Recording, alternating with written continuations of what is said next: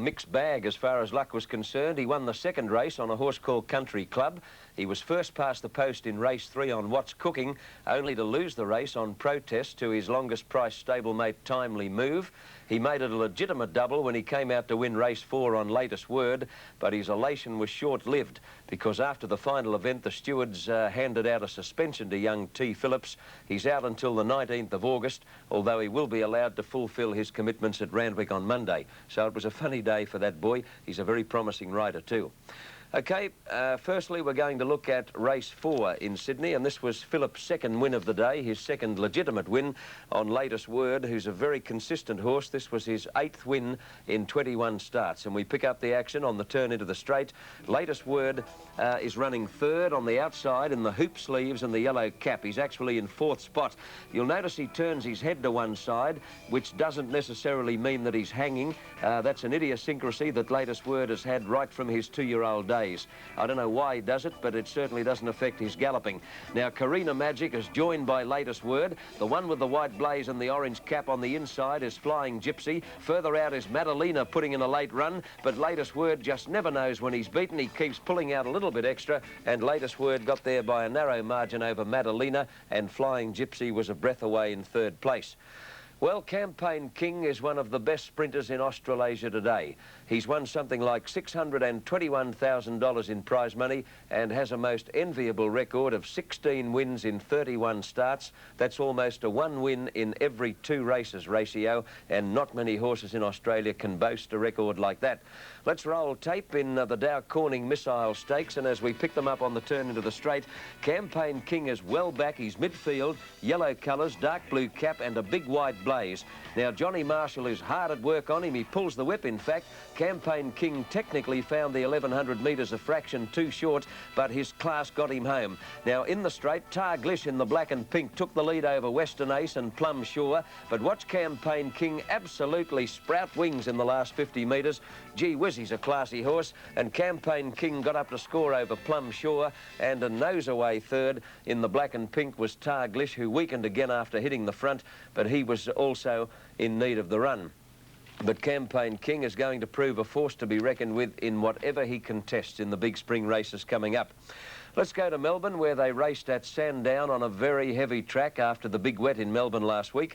And firstly, the Moondar Plate is over 1,215 metres, and as they swing into the home straight, we find Irish Chance and Our Avon's Gold are the 2 leaders. Irish Chance has the head in front, turning for home over Our Avon's Gold. Now, the one getting the rails run is Asher Star, ridden by veteran Bobby Skelton. And Asher Star momentarily looked the winner. Mum's Pride's in 4th place, and Our Watchman at the moment is starting to weave his way between runners. He's back in about 6th position, eventually gets up to run 2nd. Now, Our Avon's Gold again drew clear of Irish Chance, but just watch Our Watchman rattle home in the last bit, and he got up to beat all but Our Avon's Gold, and boy, oh boy, he had Back Me Next Time written all over him. Our Avon's Gold beat Our Watchman, and Kingston Lane, late on the scene, got up for 3rd, but there's no need to tell you what my horse to watch is going to be out of yesterday's Melbourne meeting. Let's go now to race 7 at Sandown, the Balaclava Handicap, 2,130 metres. Lord Delamere got a rails run on the turn to hit the front. Looked as though he might weaken, but he found his second wind, and even though he wanted to shift out rather noticeably near the line, he was never really in danger in the last bit. So let's pick him up on the turn into the straight, where Lord Delamere is about to dash through on the inside rail and grab the lead, and there he is now. Lord Delamere pinches a nice break on straightening up over Dynamic Dancer. Native Court on the outside is running on. Now Past the Hat and Like a Topic are wider out on the track, putting in rather strong runs. Lord Delamere's in front close to home over Native Court, Dynamic Dancer. Now the big chestnut is Like a Topic, and Past the Hat on the extreme outside. Look at Lord Delamere wanting to shift out rather suddenly. The rider's got to straighten him up in the last bit, but Lord Delamere is too good and goes on to beat Native Court, and Past the Hat was in 3rd place, and that was a very gutsy win by Lord Delamere. Okay, now we go to Doomben in Brisbane, and race 4 was called the Local Bottle Shop Handicap over 2,020 metres, and this resulted in a spine-tingling finish between Wetu and Sir Zamazan. But as the field turns for home, Malaga Don out very wide sweeps up to take the lead momentarily over Dare to Be Grand. Sir Zamazan in the green colours is running 3rd. He's now switched to the outside. The grey horse in the red cap is Wetu, and on the extreme outside in the red with the black and white striped sleeves is the former Sydney sider Silai. Close to home, Sir Zamazan in the green and gold put his head in front. The grey Wet 2 on his inside, further out Silai. Wet 2 on the inside is coming at Sir Zamazan, and they hit the line locked together, and Wet 2 got there by a narrow margin over Sir Zamazan, with Silai battling third.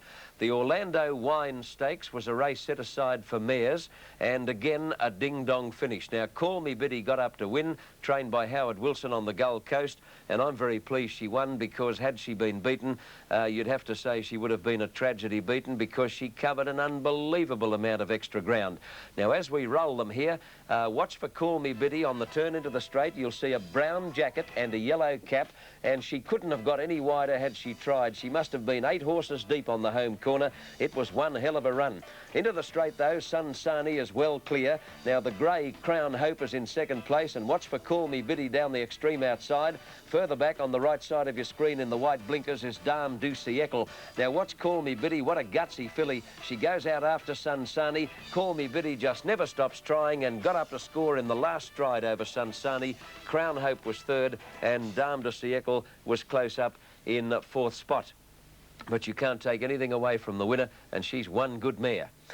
Well, now, Superfect today at Rose Hill, a new exotic form of betting where punters are required to pick the first 6 horses across the line in the correct order. It's only for on-course punters, and it's to be on the last race of the day at all metropolitan race meetings on the 4 Sydney tracks. Let's have a look at what happened yesterday. The crowd was up only 1,500 on the figures for the previous meeting at Rose Hill on July the 18th.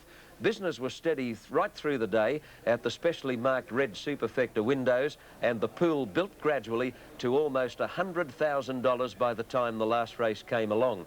Sure, an unspectacular start to Superfecta, but Sydney Turf Club officials were quite pleased with the result nevertheless.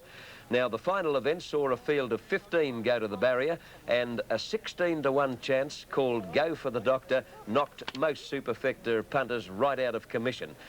$100,000 in the pool as they prepared to bound out of the gate. Now, in the home straight, the favourite, and this was the standout in most people's combinations, Bay of Plenty, got clear, looked the winner momentarily, but here they come now. Go for the Doctor's the first to pounce on it. The grey horse down the outside is Royal Reel. The Brotherhood was close up with Out on Bail and Bad Galeese as they went to the line, but it was jockey Johnny Duggan on Go for the Doctor getting there narrowly. Now, the numbers, just in case you're interested, were 16, 9, 4, 1, 5 and 2. That's the way they went across the line, but nobody got yesterday's Superfecta. Nobody had the first 6, nobody had the first 5 or the first 4 horses across the line. So almost, in fact, the whole lot of $100,000 goes into the pool at tomorrow's Randwick meeting. It'll jackpot to Randwick, and with a small crowd expected tomorrow, I guess we'll be looking at about $150,000 in the Superfecta pool on the final event. If you're going to Randwick, good luck. Max, 6 across the line. I'm having a job picking 1. You're not on your own, Taffy. I think Louis and I would be more than pleased to get our 50-cent place-only bet up, let alone the fancy ones, the quaddies and the trifectas, Superfecta 6. We'll just keep plugging away, won't we, Lou? I reckon, Maxie. More coming up. Stay with us right here on Nine's Wide World of Sports.